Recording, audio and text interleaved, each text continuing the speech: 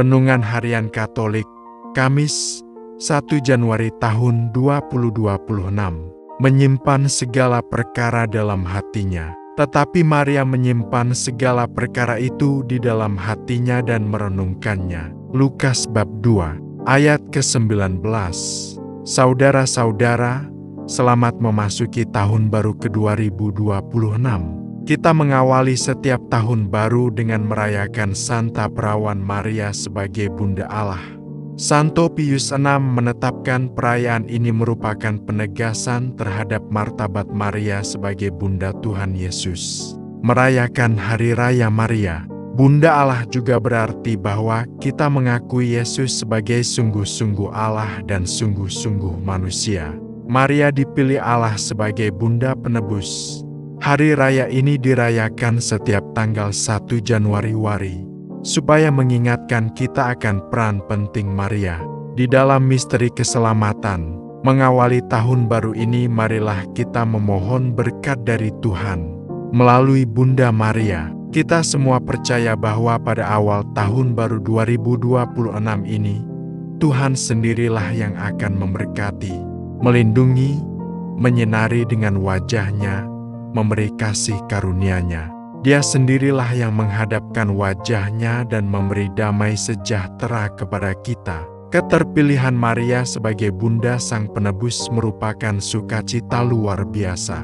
Injil hari ini juga memperlihatkan sukacita Maria tatkala menyaksikan antusiasme para gembala yang datang menjumpai dia, Yusuf dan Yesus.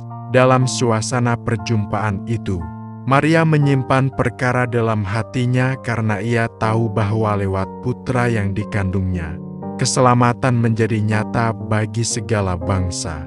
Kesediaan Maria menjalankan kehendak Allah merupakan bentuk ketaatannya dan sekaligus bahwa ia menerima dirinya sebagai Bunda Sang Penebus. Injil hari ini kita mendengar kisah para gembala sederhana di Betlehem yang memiliki pengalaman penuh kedamaian hati ketika mereka menjumpai Maria bersama Yusuf serta bayi Yesus di dalam palungan.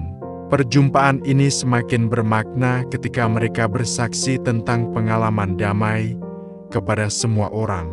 Kesaksian para gembala sederhana ini justru membangkitkan perasaan damai dan sukacita sekaligus keheranan banyak orang. Lalu Maria menyimpan segala perkara itu di dalam hatinya dan merenungkannya. Lukas bab 2, ayat ke-19. Maria menjadi berkat bagi kita. Ini tidak diragukan lagi. Sangat menarik meneladan sikap dan tindakan Maria. Ia tidak saja menyediakan rahimnya bagi kelahiran Sang Penebus, tetapi juga hadir menemani Yesus dan menyimpan segala perkara itu di dalam hatinya dan merenungkannya. Berhadapan dengan hidup, tidak cukup hanya melakukan yang rutin, tetapi perlu hadir sepenuhnya dengan mengambil waktu untuk merenung, mengagumi, bersyukur, dan terpesona padanya. Di awal tahun yang baru ini, marilah kita mengukuhkan diri kita sebagai pembawa berkat bagi sesama. Pengalaman itu pertama kali justru disaksikan oleh para gembala yang diberitahu malaikat bahwa juru selamat telah lahir. Para gembala setelah diberitahu malaikat langsung bergegas menuju ke tempat bayi itu dilahirkan, dan di sana mereka menjumpai Maria, Yusuf, dan bayi yang berbaring di palungan. Mereka menceritakan semua yang dikatakan malaikat pada mereka. Mereka menemukan Sang Mesias dalam wujud bayi kecil di pangkuan bundanya Maria dan ayahnya Yusuf. Maria menyimpan semua cerita para gembala itu dalam hatinya dan merenungkannya. Itulah sikap hidup Maria. Ia makin menyadari dengan jelas siapa anak yang dilahirkannya, bahwa itu adalah Sang Mesias. Dan saksinya antara lain adalah para gembala yang mendapatkan kabar dari malaikat. Bersama gereja, kita selalu mengawali tahun baru dengan Hari Raya Santa Perawan Maria Bunda Allah, yang sekaligus juga ditetapkan sebagai hari perdamaian dunia. Para gembala mendapati kanak-kanak Yesus yang dibungkus dengan lampin di atas palungan. Para gembala itu lalu memberitahukan apa yang dikatakan para malaikat ketika menjumpai mereka. Kata malaikat itu kepada mereka, "Jangan takut, sebab sesungguhnya aku memberitahukan kepadamu kesukaan besar untuk seluruh bangsa. Hari ini telah lahir bagimu juru selamat, yaitu Kristus Tuhan di kota Daud." Lukas bab 2, ayat 10 dan 11.